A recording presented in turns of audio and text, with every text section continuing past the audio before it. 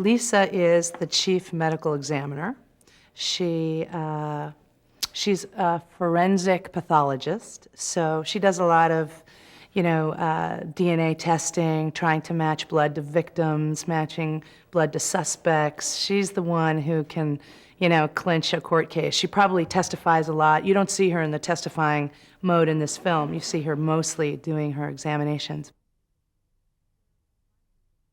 There are some crimes that take place that are very severe, they're very violent, and it's really hard to track down who the perpetrator is, who the criminal is. And we have a lot of suspects, and we're not quite sure where to even start our focus. So, as often it happens in investigating work, a lot of information starts in the lab when you can find a fiber or a hair or a speck of blood or any kind of tracking on their shoes or on their clothes. It's what gives them clues to begin their search.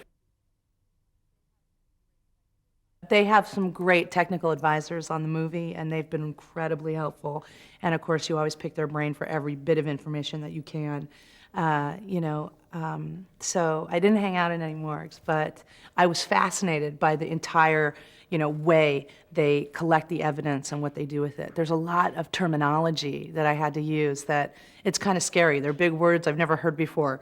And, but once you figure out what they mean, amplification, typing out blood, putting them through extracting DNA, you figure out what it all means, and it makes a lot of sense. And it's like a puzzle, it's a game, and it's fun.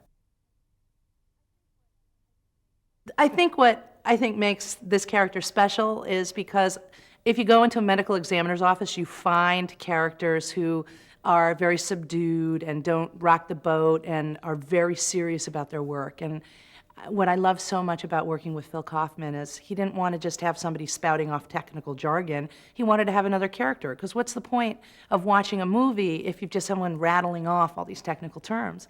We want to care and be invested in people. So she's funny, she's charming, she's sarcastic, she's got a little crush on Mike, she wants to help, and she's kind of, I don't know, she's whimsical and got a great sense of character and style.